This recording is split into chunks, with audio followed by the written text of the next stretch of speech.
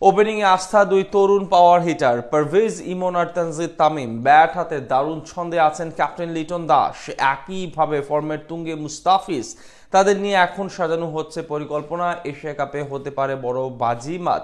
পাশাপাশি থাকবে আরো বেশ কিছু তারকা ক্রিকেটার। সব মিলিয়ে টুর্নামেন্টে কেমন হতে পারে টাইগার দেশের একাদশ, সেটাই জানবো রিপোর্টে। প্রস্তুতি শেষ, এখন লক্ষ্য মূল মিশনে লড়াইয়ে নামা। আগামী 2-1 দিনের মধ্যে সংযুক্ত আরব আমিরাতের বিমান ধরবে টিম বেঙ্গল টাইগার্স। শিরোপা জয়ের লক্ষ্য নিয়েই মহাদেশীয় শ্রেষ্ঠত্বের এই টুর্নামেন্ট খেলতে যাবে লাল সবুজ প্রতিনিধিরা। তার আগে প্রশ্ন উঠেছে, কেমন হতে চলেছে এশিয়া কাপে বাংলাদেশের সেরা একাদশ।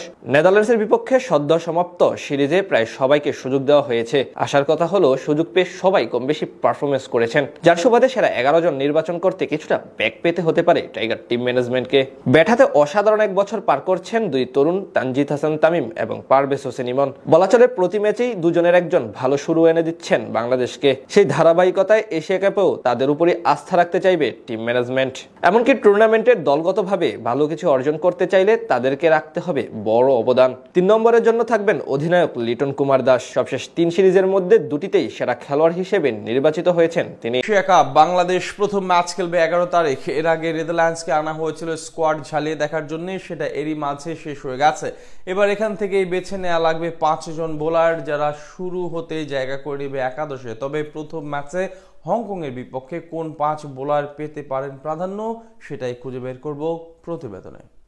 নেদারল্যান্ডসের বিপক্ষে সংক্ষিপ্ত একটা প্রস্তুতি সিরিজ আয়োজন করেছিল বাংলাদেশ। মূল লক্ষ্য ছিল স্কোয়াডের গভীরতা যাচাই করা এবং আসন্ন বড় টুর্নামেন্টের আগে কিছু কার্যকর কম্বিনেশন গড়ে তোলা। সেই লক্ষ্যই দেখা যাচ্ছে সিরিজটি মোটের উপর সফলই বলা যায়। প্রথম 2 ম্যাচে জয় তুলে নিয়ে 2-0 ব্যবধানে সিরিজ নিজেদের করে নেয় টাইগাররা। যদিও শেষ ম্যাচটি বৃষ্টির কারণে পরিত্যক্ত হয়েছে, যা কিছুটা হতাশার হলেও সিরিজের ফলাফল বড় প্রভাব ফেলতে পারেনি। বিশেষ করে তরুণদের পারফরমেন্স ও দলে প্রতিযোগিতা করার আবহ এই সিরিজ চোখে পড়েছে স্পষ্টভাবে। তবে একটি দিকও এখনো নাড়া দিচ্ছে সমর্থকদের। 2025 সালে এখন পর্যন্ত মুস্তাফিজুর রহমানকে ছাড়া কোনো টি-20 ম্যাচ জয় পায়নি বাংলাদেশ। এটি নিঃসন্দেহে একটি আক্ষেপের জায়গা, বিশেষ করে যখন দল চেষ্টা করেছে বিকল্প খুঁজে বের করতে। তারপরও প্রস্তুতি সিরিজ হিসাবে এটি যে যথেষ্ট ইতিবাচক বার্তাই দিয়েছে, সে বিষয়ে সন্দেহের কোনো সুযোগ নেই। তবে এই সিরিজের পর এখন বাংলাদেশ কোচকে ভাবতে হবে এশিয়া কাপ নিয়ে। সেখানে কোনো বোলার রাখবেন তিনি, সেটাই এখন প্রশ্ন। বিশেষ করে নাসুম সাকিবদের পারফরমেন্সের পর বেড়ে গেছে